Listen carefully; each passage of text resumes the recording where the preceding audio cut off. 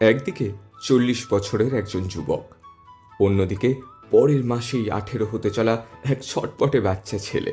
একদিকে 5 বারের ব্যালন ড'র পাওয়া কিংবদন্তি ফুটবলার, অন্যদিকে ফুটবল বিশ্বের এক বিস্ময়কর প্রতিভা, যার মধ্যে সেরা হওয়ার সমস্ত উপাদান ভর্তি। ইউএফা নেশনস লিগের প্রথম বছর যে দল জিতেছিল আর গতবার যে দল জিতেছিল, তারা এবার মুখোমুখি ফাইনালে মিউনিখের অ্যালিয়ান্স অ্যারেনায়। আজ রাত 12:30 ইউএফা নেশনস লিগের ফাইনালে নামবে পর্তুগাল এবং স্পেন। যে দলগুলোর রোনাল্ডো এবং ইয়ামালের মতো ফুটবলার আছেন, সেখানে ফোকাস অবশ্যই তাদের ওপর থাকবে। কিন্তু পর্তুগালে আছেন Francisco Conceicao, Bruno Fernandes, Bernardo Silva, নেটোর মতো দক্ষ ফুটবলাররা। অপরদিকে স্পেনে আছেন Pedri, Merino, Nico Williams, Morata.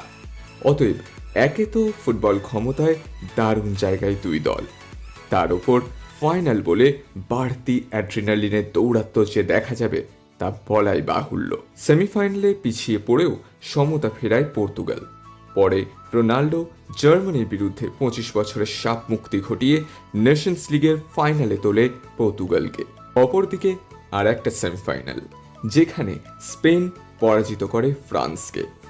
যে ম্যাচ লেখা থাকবে টেনশনের দিক পরিবর্তনের জন্য। যারা অপেক্ষা করেছিলেন হাড্ডাহাড্ডি সেমিফাইনাল দেখার জন্য, তার প্রথমার্ধ দেখেই অনুমান করে নেন তারা যে ফ্রান্স গোহারা হারতে চলেছে। কিন্তু খেলা যখন শেষ হলো, তখন ফলাফল স্পেনের অনুকূলে 5-4। 9 গোলের যেন চকিতে শেষ হওয়া ম্যাচ। সমর্থকদের হতবাক করে দিল ফ্রান্স। হারল বটে, তবে স্পেনীয় সমর্থকদের মুখে অবিশ্বাসের ছাপ ফেলে দিল যেন। শেষমেশ স্পেন ফাইনালে। শুধু তো দুই দলের মধ্যে খেলা নয়, বরং দুই কোচের মধ্যেও সমানে খেলা চলতে থাকে।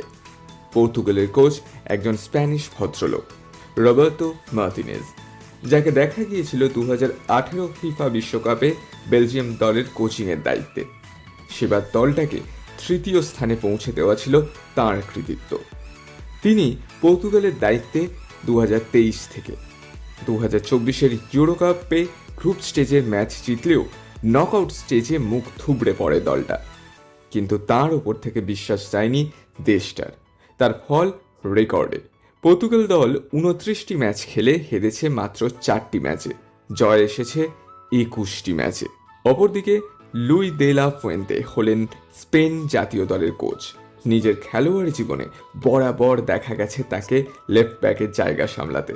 অ্যাথলেটিক বিলবাও ক্লাবের হয়ে শতাধিক ম্যাচে তাকে খেলতে দেখা গেছে। স্পেন দলের কোচিংয়ের দায়িত্ব সামলাচ্ছেন 2013 থেকে, অর্থাৎ 1 দশকেরও বেশি সময়। অনেকে নিশ্চয়ই এই মুহূর্তে চমকে গেলেন, তাই তো? আসলে স্পেনের সিনিয়র দলের দায়িত্ব নিয়ে তিনি 2022 থেকে চলছেন ঠিকই, কিন্তু ধাপে ধাপে সেই উত্তরণ। প্রথমে অনূর্ধ্ব-19 স্পেন দল, অনূর্ধ্ব-21, অনূর্ধ্ব-23 এই সব দায়িত্ব সামলেছিলেন তিনি। এখনকার স্পেন দলে বল দখলে রাখা, একাধিক পাস খেলা, এগুলো তো পূর্বসূরিদের থেকেই পাওয়া। কিন্তু ফুয়েন্তে আরও বেশি করে শিখিয়েছেন যে হাই টেম্পো বজায় রেখে ডাইরেক্ট ফুটবল ও তীব্র অ্যাটাকে কিভাবে বিপক্ষকে পরাস্ত করতে হয়। পর্তুগাল এবং স্পেন দুটো দলই সর্বসাকুল্যে ফুটবল ময়দানে মুখোমুখি হয়েছে প্রায় 40 বার। তার মধ্যে 17 বার ড্র, 17 বার স্পেনের জয় এবং মাত্র 6 বার জিতেছে পর্তুগাল। তবে শেষ কয়েকটা ম্যাচ দেখলে বোঝা যায় যে দুটো দল মুখোমুখি হয়ে তীব্র প্রতিদ্বন্দ্বিতা দেখাতে পারেনি সেভাবে। শেষ সাক্ষাৎ 2022-23 নেশনস লিগে 1 গোলে, যেখানে স্পেনের জয় এসেছিল। কিন্তু এছাড়া ড্রয়ের সংখ্যায় বেশি গত 7-8 বছরে। তবে এবারের ফাইনাল নিশ্চয়ই হবে আলাদা। ব্যক্তিগত মাইল ফলক নয়, দলীয়ভাবে চ্যাম্পিয়ন হওয়ার লক্ষ্য থাকবে দুই দলের। গোটা ফুটবল বিশ্ব ভাগ হবে দুই ভাগে। শেষ হাসি কাদের, সময়ই বলবে।